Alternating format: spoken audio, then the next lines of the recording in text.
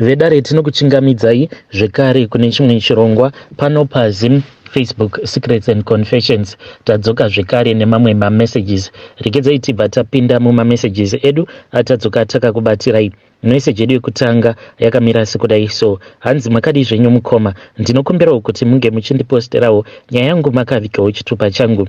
Inini mukoma ndinorangarirawo nerimwe gore apo pandakauya kuno kuSouth Africa for the first time. Saka ndakabva ndazongosvikirawo mumaoko amukoma wangu. Saka apo painge pachishanda mukoma vangu vainge vachiita zvekutamba maround. Saka mukoma at that time vanhu vainge vachitamba round yema 1500 rands. Saka mukoma vakabva vati vainge vachida kuti ndinge ndichijoinawo round iyoyo vachiti chakanakira round muningina unokwanisa kutosevha mari yako. Ndakabva ndajoinawo round iyaya. Saka mukoma vakati vapiwa mari yavo ndokubva vamboenda kumusha ende vainge vachitozivikanwa kuti vainge vachazoenda kumusha mwedzi wose. Then the following month ndini ndaifanira kuti ndinge ndichizokandirwa mari. Mari iyi yainge yakawanda, imari yekutoti waitokwanisa kutoita zvinhu zvine musoro nemari iyoyo in those days. Saka mukoma vakazoti vadzoka but havana kuzodzoka uko kwacho kwatainge tichigara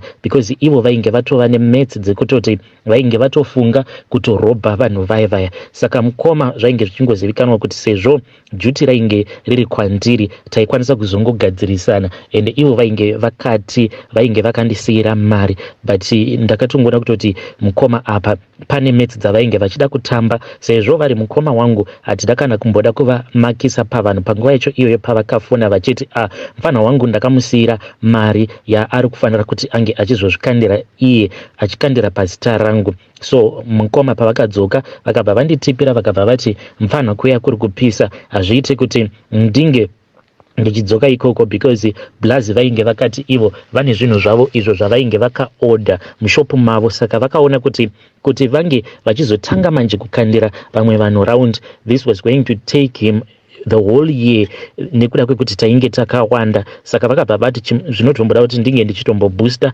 business rangu anyura nenyuwo ndakabva ndatanga kufunga manje kuti zvino vanhu ava ndovanyudza sei. Apa vanhu ava maziso avo vainge vakateya maziso avo pandiri. Saka zvandakaita ndakati ndakandirwa mari yangu painge paine order iyo Blazi yavainge vachida kuita. Ndikabva ndati Blazi, sezvo imimi matova nemukoto wechishop kumusha madii mangondivhurirawo gap. Vakabva vati hapana kana problem munengena, ngatichivhurai imwe shop yekuti tinenge tichiita partnership. Ndokubva tazovhura imwe shop somewhere else tikabva tazoshandisa mari yangu iyaya iyo yandakazopiwa yeround mwedzi wacho iwoyo. So ivo vainge vachingoshandisa experience yavo, inini ndini ndakangounza mari mubusiness at that time. Kana kutoroora ndainge ndisati ndatomboroora. Zvino mwedzi wakazoti wapera mukoma nashi ndakabva ndati kufunga because ndakatarisa ndikabva ndaona kuti kabusiness kaya ako katainge tichirana naBlazi even though tainge tichiita zvainge zvine partnership mukati, but mukoma ndakabva ndatoona kutoti kamari kacho kainge katori bho. Apa manje kuti ndinge ndichienda kumusha ndinge ndichirosva vanhu ava zvainge zvisingaiti because vaingogara vakateya ziso ravo pandiri. Zvandakazoita mukoma ndezvekuti naBlazi takabva tazosangana mutauni, yainge iri weekend. Takati tasangana mutauni paya Blazi vakabva vazoti ivo vainge vaine umwe muNigeria uyo wavainge vakambowirirana naye. Ndokubva tazoenda tikabva tanotaura naye muNigerian uyu kushop kwake. Saka iye muNigerian uyu ainge angori neshop yehembe but zvinhu zvainge zvichimupa mari ainge achiita zvemadrugs. Chishopu chehembe yainge ingoriwo valas yekuti vanongowanawo kwekungoswera vachitopusha madrugs avo. Saka Blazi hamene kuti vakazivana sei nemuNigerian iyeye. Saka takabva tazonzi tinge tichikwira mumotikari. Ndokubva takwira mumotikari make Nigerian apa mainge makazara mbanje, muchingonhuwa mbanje chete everywhere. It was just mbanje. Ndokubva tazoenda kumba kwake. Takati tasvika kumba kwake ndakabva ndaona kuti this is the reason as to why Blazi vainge vati taifanira kuti tinge tichinotaura naye muNigerian uyu because takasvika ndikabva ndaona kuti mugaraji chaimo mayainge achipaka motikari dzake maitova nechimushini chekuprintisa mari. idzo inki mukoma mainge muine inki dzakasiyana siyana. Then ndikatoona dzimwe mari idzo dzavainge vakanganisa kuprinta dzainge dzakatoiswa mumahip dzimwe dzacho dzainge dzakaiswa mumazibhini. Munoona mazibhini ari muno muSouth Africa aya akaita eblack riya rekuti unokwanisa kurivhara, ndo mainge makazara fake money yacho iyoyo. Saka Blazi vakabva vazoti ivo vainge vachida kuti tinge tichitengeserwa fake money so that the next time ndikwanise kukanda mari, so that ndikwanise kuzobva munzvimbo, ndikwanise kuzorosva munzvimbo. So ndo zvatakabva tazoita, takabva tazotengeserwa fake money iya. Then ndikabva ndakandira vanhu vaviri apa ndainge ndichikandira zvekare nemuzita raBlazi, ndokubva ndatotiza.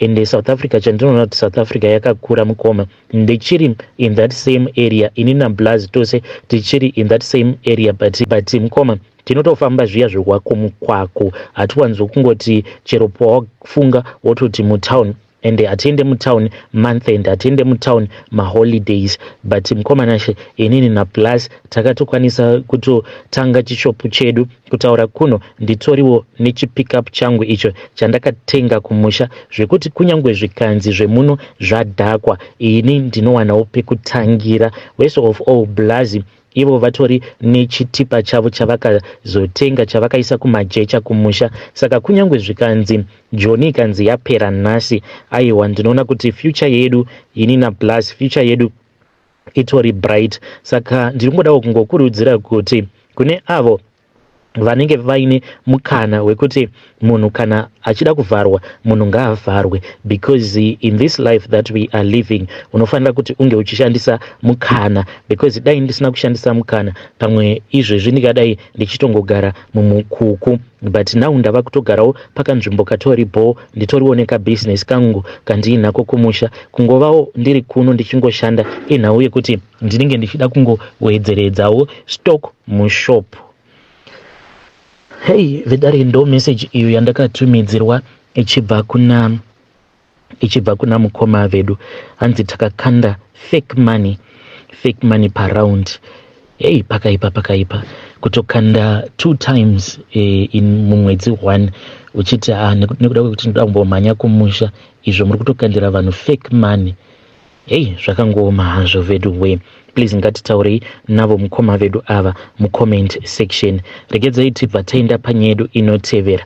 Nyedu inotevera yakamira sekudai so. Hanzi makadi zvenyu mukoma, ndinokumbirawo kuti munge muchindiposterawo nyaya yangu makavika chitupa changu. Inini ndauyawo pano ndiri kutsvakawo rubatsiro hama dzangu, nekuda kwekuti handina zororo. Dai kwanga kuri kunzi chipoko chake murume uyu dai chaimbouya chichindirova kana kuti chobva changondiuraya, ndinoona sekunge zvingadai zviri nani, but chinonditambudza manje, chinonditambudza zvisingaite. Zvakaitikawo mukoma ndezvekuti pandakauya muno muSouth Africa ndakabva ndazotanga kudriver, ndainge ndoshanda pane imwe bakery. Saka ndaiwanzo kufamba ndichideliver. Saka ndakazoti nerimwe zuva taenda kunodeliver chingwa mune imwe location. Painge paine umwe musikana uyo ainge achishanda pane chimwe chispaza. Ndakabva ndamukumbira manumbers ake, pekutanga akabva aramba, akabva ati ainge aseri hure. But nekufamba kwenguva ndakazongoona kuti masmile awo ainge ondipa, ainge ongoti kana tikatarisana munhu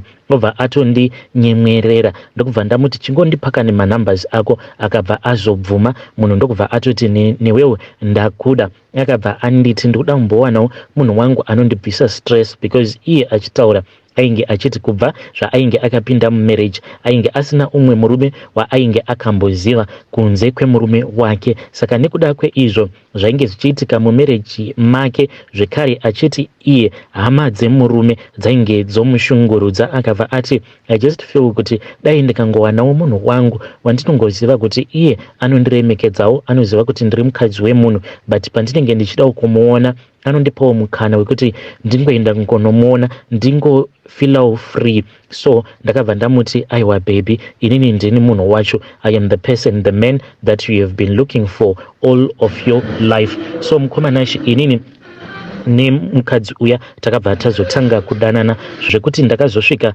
pakumumitisa ende ndokubva azotozvara mwana. Saka iye manje akabva azokanganisa, because inini ndaingofungidzira kuti sezvo iye aine murume at all the times vanogara vachingoita bonde, but iye nekuda kwekuti I was giving her peace of mind, mba ainge atova ne2 months, ainge ava ne2 months achingonyima murume wake. Iye anoti the reason as to why ainge onyima murume wake bonde, it was because ainzwa kuti inini naye bonde ratainge tichiita achishandisa mafeelings ake ose asingatukwi asingaitwi sei rainge romunakira, ndokusaka ainge onyima murume wake. Akanyima murume wake bonde for 2 good months. Zvino murume paakazoona kuti mukadzi wake ainge ava nepamuviri, nhumbu yacho nemakuriro awo ayainge yoita, murume akabva azotanga kubvunza mibvunzo yakawanda kuzonosvika nyaya yacho ichizonopindirwa nehama dzemurume. Nyaya yakati yapindirwa nehama dzemurume, then iye akabva azoreurura, akabva ati iye ainge akamitiswa nechikomba. Saka murume wacho akabva azowana mafoni numbers angu ndokubva ataura neni. Mukomana achi murume iyeye ndakabva ndamuudza mashoko akamubhowa, zvose izvo zvandaigara ndichingoudzwa nemudzimai wake kuti anongoti akangoisa musoro obva atoproducer. Mashoko ose iwayo ndakamuudza because ndichitanga kudanana nemukadzi wacho, iye sezvo ainge asina experience yekuti umwe munhurume anoita sei pabonde. Saka ndakati ndomushandura. Akabva ati zvose izvo wakazvidzidza kupi, nekuti ndaisatombosiva kuti mukadzi anokwanisa kushandurwa rwakawanda kudai, uye pa1 round iyoyo anokwanisa kutopedza rwakawanda kudai. Ndikabva ndati kasi kumba kwako hambozviiti here? Ndokubva ati kwete ndoke kutotangawo kubva zvandakaziva kuti chii chinonzi munhurume, ndokutotangawo kutoziva kuti chii chinonzi kuproducer uri munhukadzi. Saka zvose izvo zvaainge achindiudza ndakabva ndazotanga kuzvoropodza nekutuka murume wacho, ndichimutumidzira nemavoice notes ndichitongomuudza kuti utori bambi iwe, hauna kana chaunoziva, mukadzi ndinomuda, mukadzi wako ndinomuda, nekuti i-good size good poto, ende kumusevhisa ndinogona kumusevhisa, naiyewo anotogamuchira sevhisi yangu. Kana ndapedza paya kumusevhisa anotoburuka pambedha obva atanga kutowombera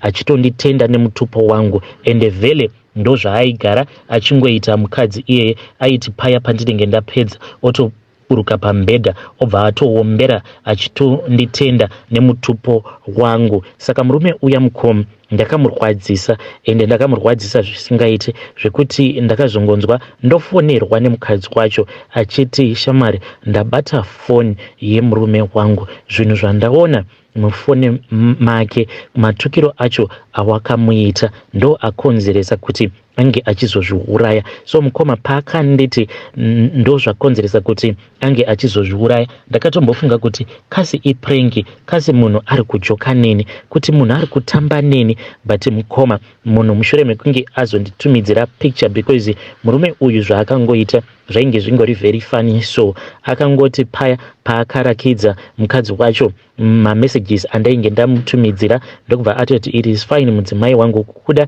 ndichiri kukuda. Ndokubva akumbira mudzimai wake kuti ange achimubikira. Saka iye anototi musi wacho iwoyo akatomubikira sadza nebeef, then murume ndokubva adya, vakatotanga kutofara paya. Saka iye ainge otongotamba nefoni yemurume wake achida kudeleta mamessages, even though murume ainge ati please usadeleta mamessages iwayo. Iye anoti akangonzi nemurume, ndinokumbira kuti unge uchienda kunonditengera drink because ndiri kunzwa kuda zviacid. Ndokubva azokumbira kuti ndinokumbirawo kuti ndinge ndichifamba nefoni yenyu, because uyu wangu ainge achitya kuti murume anokwanisa kuzosara achitumidzira mamessages awo andainge ndamutumidzira. Murume akabva ati hapana chakashata. Akazoti adzoka anongoti ndakangonzwa hana yangu ichirova pandakapinda pagedhi, ndokubva ndatanga kufambisa. Paakanopinda mumba ndo paakabva aona kuti murume ainge akazvisungirira. Akabva anditumidzira mapictures, akabva ati zvino foni ndoita sei nayo? Ndikabva ndatoti shamari foni ndoda kuti foni iyoyo unge uchiikanda mumvura. Akabva atora foni iya akabva aikanda mubhaketi remvura. Foni ndokubva yatoti zi. Mukoma ndo mafiro akaita murume wemukadzi uyo wandainge ndichihura naye. murume uyu mutumbi wake wakatakurwa ukabva waendeswa kumusha, munhu ndokubva avigwa. Ini nemukadzi wacho paakadzoka takazama kugara tose, but taiti paya pakuda kunosangana pabonde hamenoso zvaingoitika. Taibva tatotanga kutopopotedzana tichitotukana. Neniwo ndaitonzwa kutoti mukadzi uyu zvaava kundisemesa. Ndainge ndonzwa kumusema kunyange sikarudzi yangu. Ndaingoti kana ndikada kunokumanisa sikarudzi yangu nesikarudzi yake, kunyange sikarudzi yangu yakamira zvinengei, but ndaitoona ichitoti mototo, ichitotonhora yobva yatoramba kutomira. Ndaitoona yototi mototo yobva yatorara usiku hwose ndichingorwedzana nayo ichiramba, zvekuti kunyange kupinda musikarudzi yake yainge isisina kana simba yekuti taizama kumanikidza kuti inge ichipinda, but ichiramba. Takabva tazongova vanhu vekuti taigara takangotukana, tichingogara tichingoshaudhana, kudzamara ega azoti tikaramba takagara tose tinokwanisa kuzourayana. The day raakabva pamba apo pandainge ndichigara achienda kunogara somewhere else, that was the first day that I saw chipoko chemurume wake. Ndainge ndatobva mukunomudongorera. Unongoziva kana uine munhu wako unenge uchingomunzwira godo. Saka ndakati zvimwe kuda munhu uyu maybe ikoko kwaava kutogara pamwe atova nemunhu uyo waatori naye. Saka ndakangokaruka ndasvika pamba paya paainge achigara, ndokubva ndatoti vhura ndini, ndokubva atovhura achitoseka achitoti kunyange mukati ndiri hure, noreva kuti ndikabva ndatokuhurirai nefirst night being alone, ndobva ndatokuhurirai.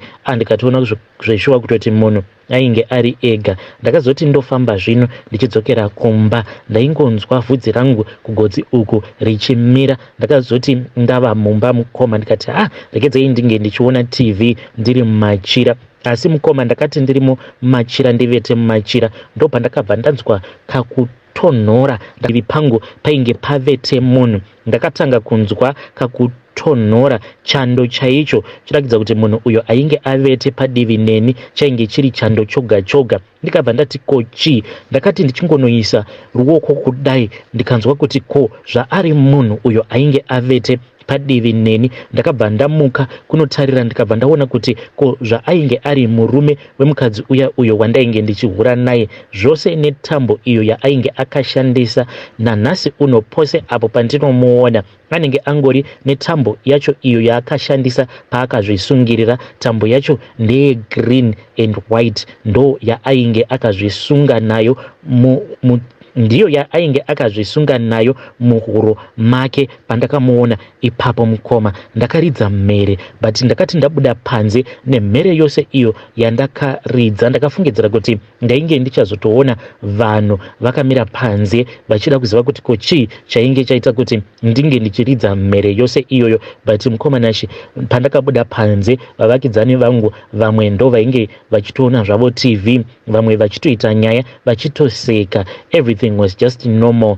Ndakarara dhoo rakavhurika ndichingotaimira ndichizviudza kuti kana ndikangochiona zvekare chipoko chake murume uyu ndokuda kubva ndamhanyira panze. Izvezvi mukoma ndiri munhu wekuti nguva dzangu zhinji ndinongorara panze nekuda kwekuti ndinongokaruka ndatongochiona chipoko chake murume uyu. And it's either ndinorara ndakagara kana kungorara zvangu pafloor pamubhedha chaipo, kana ndikangorara pamubhedha hamenoso zvinongoitika. Ndiyo confession yangu iyi mukoma. I regret too much. I regret zvinhu zvandakamuitira murume uyu. I regret the day randakapfimba mukadzi wake. I regret the day randakamutuka. Dai hangu ndakangomukumbira ruregerero, but ndakazonyanyisa kumurwadzisa ndichimuudza kuti hauna kana zvaunoziva, mukadzi wako ndinoita wekushandura. I regret everything. Mukadzi wacho mukoma akabva azoenda kumusha. Ndakazongonzwa zvichinzi mukadzi uyu ainge openga, ainge ongogara akasungirirwa pamuti masikati, then usiku vaibva vazomupinza mumba vobva vazomusungirira mumba. Handizivi kuti achiri mupenyu here kana kuti akazofa. Ndakangonzwa nyaya yacho yotaurwa mulocation kuti akangotanga kupenga ari kubasa. Vedare ndo message iyo yandakatumidzirwa ichibva kuna mukoma vedu. Hanzi I pray I pray for death. Anzi zuva nezuva rakasikwa naMwari ndinonamata kuti Mwari dai mangotumidzira ngirozi yerufu yauya kuzondisunungura. How much will you have suffered kana ukasvika pekuti unokumbira Mwari kuti Mwari tumidzirai ngirozi yerufu iuye kuzondisunungura. Kanzi chipoko chacho hachindirovi, hachiite sei, asi chinongoita zvinhu zvekuti ndinogara ndisina peace mulife mangu. Yay.